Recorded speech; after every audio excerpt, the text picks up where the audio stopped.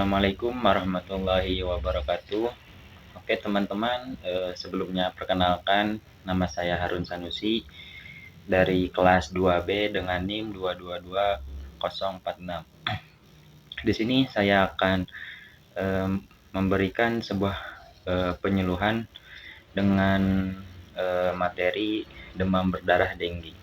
Nah, di sini saya akan memaparkan dari materi tersebut ada 4 pembahasan. Yang pertama, pengertian dari DBD, yang kedua, etiologi atau penyebab dari DBD, yang ketiga, gambaran klinis dari penyakit DBD, dan yang keempat, cara penanganan dan pencegahan dari penyakit DBD.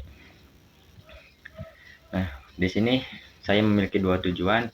Tujuan yang untuk umumnya diharapkan semoga setelah menonton video ini, para penonton atau para pengguna sosial media dapat mengetahui dan memahami tentang penyakit dari demam berdarah denggi. Nah, untuk tujuan khususnya yaitu setelah menonton video penyuluhan ini diharapkan mengetahui tentang pengertian DBD, tentang etiologi DBD, tentang gambaran klinisnya, dan tentang cara penanganan dan pencegahan dari penyakit DBD tersebut. Oke, untuk sekarang kita mulai aja langsung ke materi. Untuk pembahasan yang pertama itu ada pengertian dari demam berdarah denggi.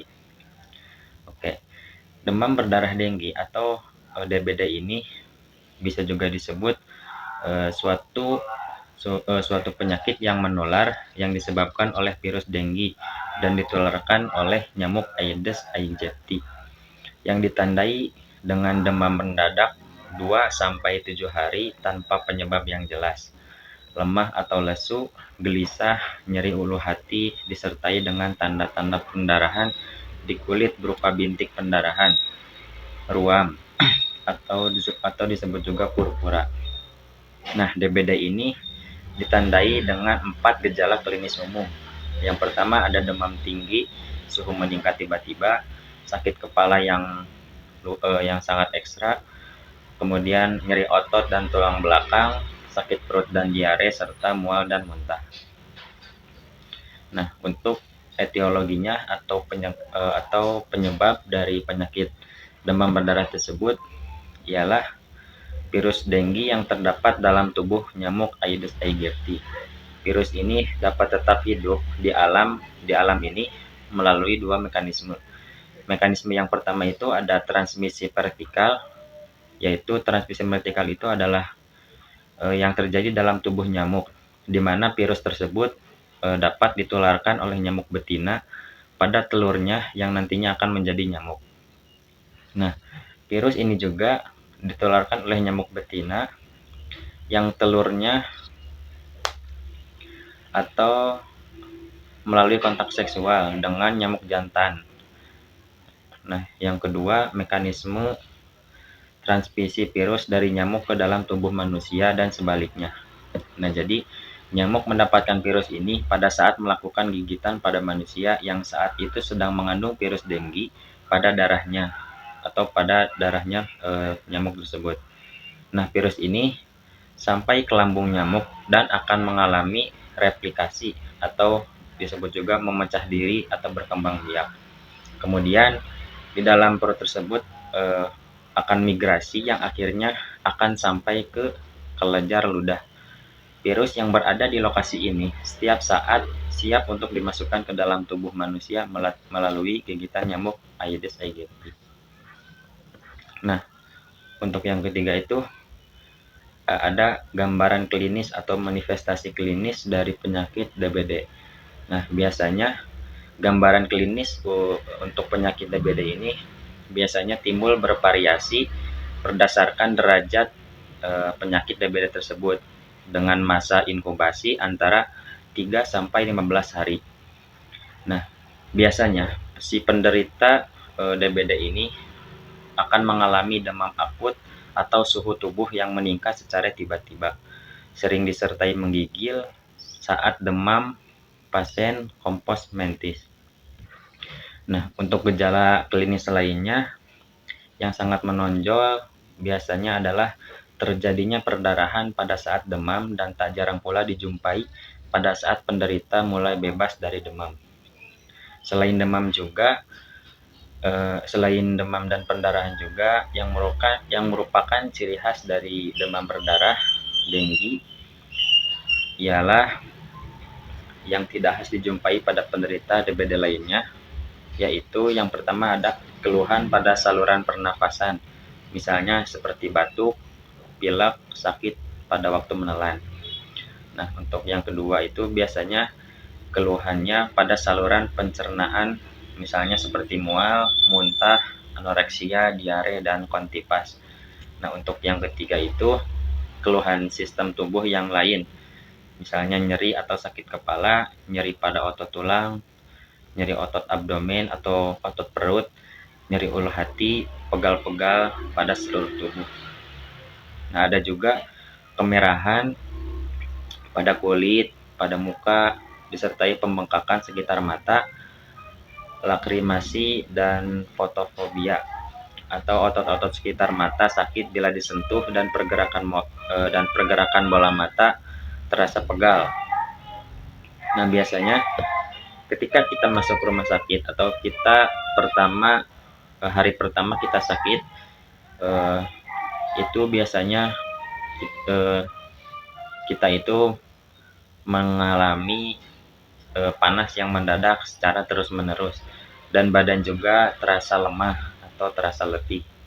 Nah, kemudian pada hari kedua atau ketiga akan timbul bintik-bintik atau ruam-ruam perdarahan, lembam di sekitar muka, dada, lengan, atau kaki, disertai dengan nyeri ulu hati, serta kadang-kadang terjadi juga mimisan atau BAB darah atau muntah. Nah, antara hari ketiga sampai ketujuh itu biasanya panas turun secara tiba-tiba, yang kemungkinan selanjutnya adalah penderita sembuh atau keadaan demam dengue. Sedangkan apabila ketiga bentuk reaksi terjadi, maka orang tersebut akan mengalami demam berdarah dengue. Nah, untuk yang pembahasan terakhir itu ada penanganan serta pencegahan dari penyakit DBD itu. Nah, untuk penanganannya itu biasanya kalau kita sudah mengalami gejala-gejala yang di atas yang saya sebutkan tadi, itu segeralah periksa ke dokter untuk memastikan apakah kita itu terkena penyakit DBD atau hanya gejala demam biasa saja. Nah, ketika kita diperiksa oleh dokter, biasanya dokter itu akan melakukan pemeriksaan darah untuk memastikan sebuah diagnosis apakah kita itu terkena penyakit DBD atau tidak. Akan tetapi meskipun tidak ada penanganan yang khusus untuk penyakit DBD tersebut ini, namun ada beberapa hal yang dapat dilakukan untuk mengurangi tingkat keparahan dari gejala demam berdarah dengue ini, dan juga untuk membantu kekebalan tubuh kita atau imun tubuh kita untuk melawan virus ini, yaitu ada 5 tahap. Yang pertama itu pastikan kita itu mengonsumsi paracetamol jika diresepkan oleh dokter untuk menurunkan demam, dan juga dibantu dengan meletakkan kompres pada dahi. Nah, untuk yang kedua itu pastikan anak itu atau kita itu mendapatkan istirahat yang cukup. Yang ketiga, berikan banyak cairan pada anak untuk mencegah dehidrasi, yaitu kalau bisa harus banyak minum, karena kan sehari itu 8 liter ya. Nah, yang keempat itu berikan makanan yang bernutrisi atau makanan seimbang, misalnya seperti pagi itu sayuran, siang buah-buahan, yang kemudian di hari-hari selanjutnya juga seperti itu. Nah, yang terakhir itu hindarkan anak dari gigitan nyamuk untuk mencegah penularan virus, karena jarang anak yang terkena DBD ini harus dirawat di rumah sakit.